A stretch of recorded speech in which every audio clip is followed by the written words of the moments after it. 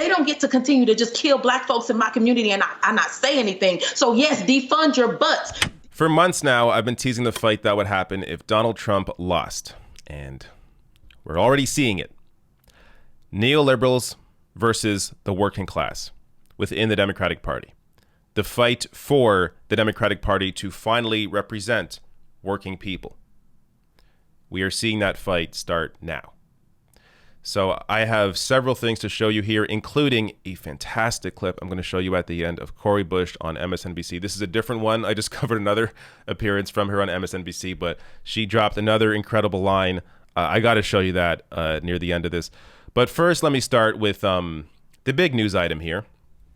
The climate mandate. This is from the Sunrise Movement and Justice Democrats.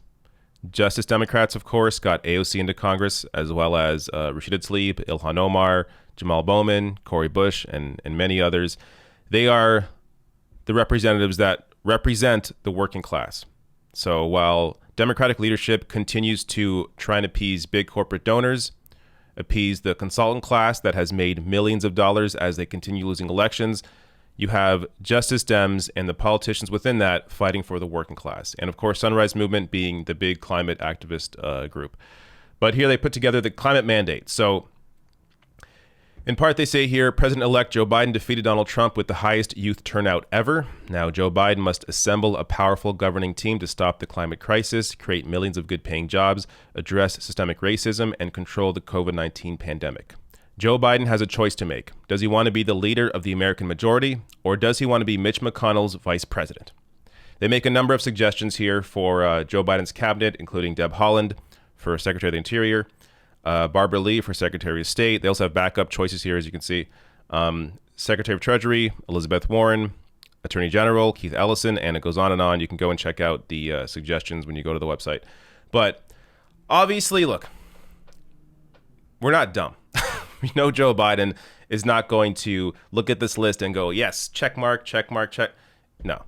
In fact, I would be surprised if anybody on this list becomes what they suggest they should become. So, I mean, and someone like, you can actually debate, you know, when it comes to Warren, or they also suggest Bernie Sanders for Secretary of Labor. There's a debate to be had there when it comes to senators having to leave their seats to be in the cabinet, because then it leaves open the possibility for a Republican to take over that seat. And when you have a divided Senate, 50-50, do you really want to risk that? So I understand the desire here to, you know, have someone who represents the Bernie Sanders voice, but there are other people you could possibly have in that role that would be just as good in that role while still freeing Bernie Sanders up to lead the fight in the Senate.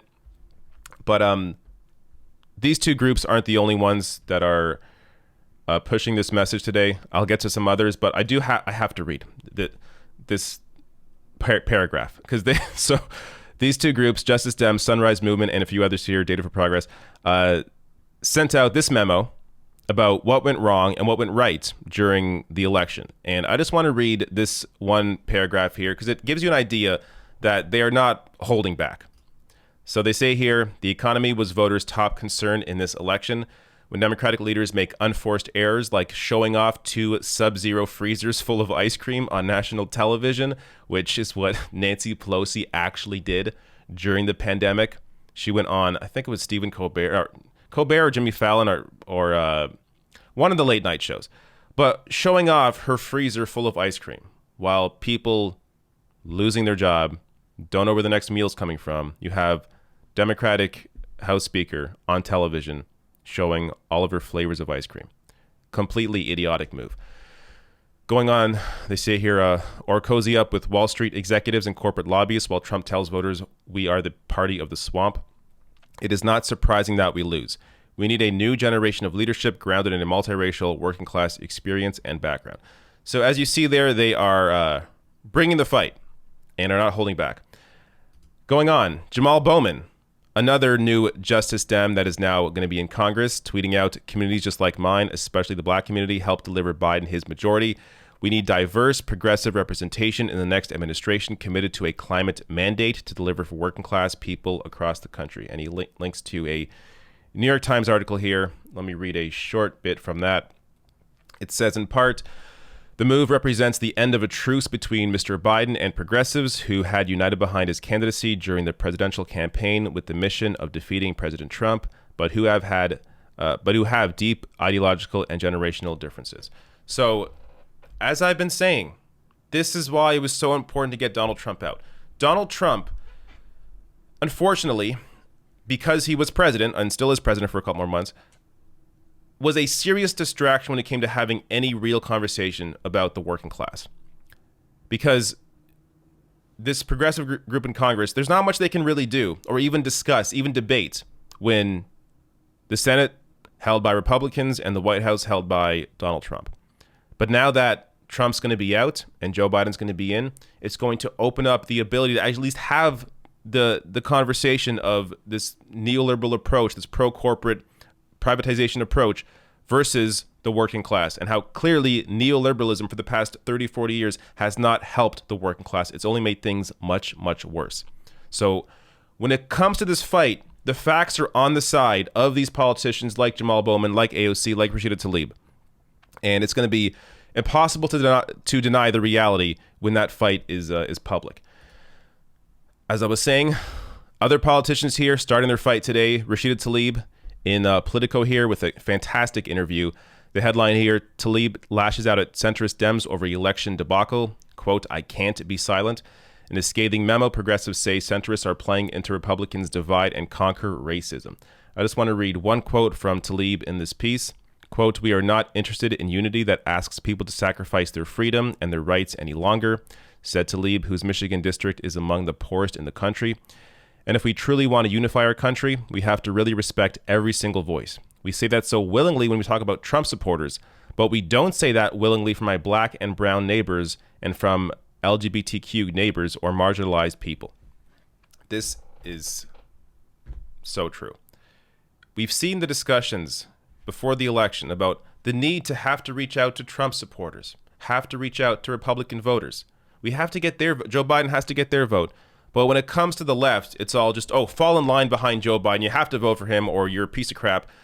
But meanwhile, the Joe Biden administration or campaign trying their best to appeal to conservative voters while completely rejecting the needs of the working class.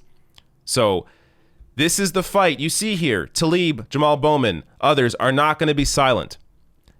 I am so looking forward to next year when we have a solid, I was going to say progressive caucus, but there already is one that isn't actually progressive, but a solid working class caucus within the Democratic Party in Congress fighting for the working class.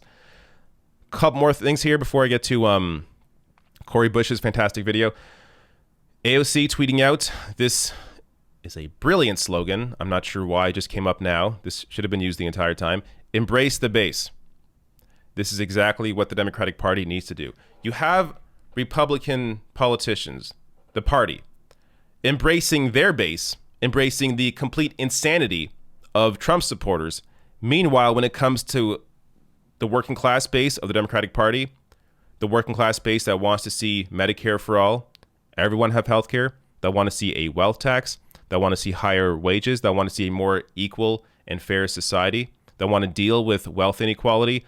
No, the party completely rejects that. But Republicans embrace the insanity of their base. It's completely twisted. And again, because the facts are on our side, it's going to be a lot harder for Democratic leadership to continue hiding. But a few more here. She posts this image here. Movement for Black Lives turned out voters. 1.1 million people registered to vote in the first half of June amid Black Lives Matter protests across the country. I went over some of this in my other videos, but the idea that Black Lives Matter hurt Democrats is just not true. In fact, voter registration, as you see here, nearly doubled in June from 17K in 2016 to 32K in 2020 during those protests. Democrats were able to register a lot more voters during the protests. So the idea that they were hurt by these protests, not true at all. In fact, those protests embraced the idea of finally getting out Donald Trump and having Joe Biden replace him.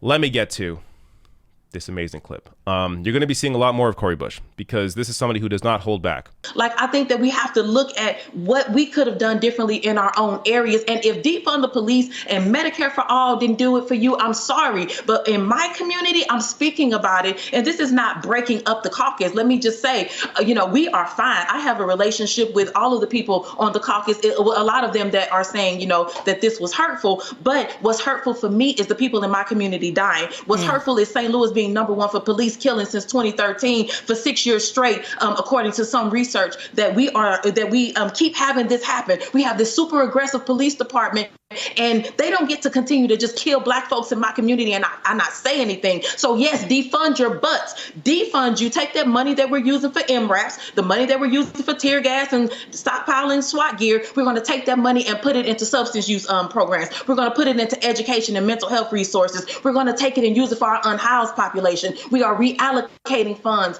I'm not trying to hurt anybody's district, anybody from keeping their seats. I'm not looking at feelings, though. I'm looking at life. I'm trying to save lives.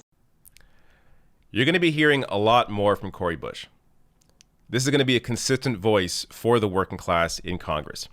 Who else is saying defund your butts when it comes to the police? I mean, she takes on these issues and runs with them. Just to briefly discuss defund the police here, the mainstream media has done such a horrible job at educating people on what that actually means. It simply means moving certain resources away from the police, like maybe cops shouldn't be spending money on riot gear. Maybe we don't need militarized police forces. Maybe that cash should be going to other areas like, healthcare, education, infrastructure. Because when you look at it, cops do not know how to deal with many of the things that they are tasked with dealing with, like mental health calls, like homelessness. There are other ways you can deal with those issues through infrastructure, through healthcare, through any other means except for someone showing up with weapons and riot gear. So, by the way, in that description as well, you can also say this helps the cops because it allows them to finally focus on particular areas as opposed to being this one-size-fits-all approach. So the cops should be dealing with violent crime, but they should not be dealing with homelessness. They should not be dealing with mental health calls. They should not be occupying the streets with riot gear. So by removing some of those funds, those resources away, you can put that into other areas that actually help communities.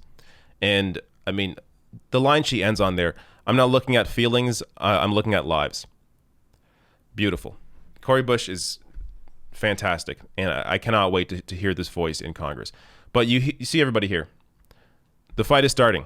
Whether it's Cori Bush, AOC, Rashida Talib, Jamal Bowman, Sunrise Movement, Justice Democrats, they're all getting together now and beginning this push because they understand that personnel is policy. Whoever is in Joe Biden's cabinet matters because that is going to dictate the kind of policy that Joe Biden puts forward going into his administration. So it matters a ton who's going to be in this cabinet, and progressives are not standing down.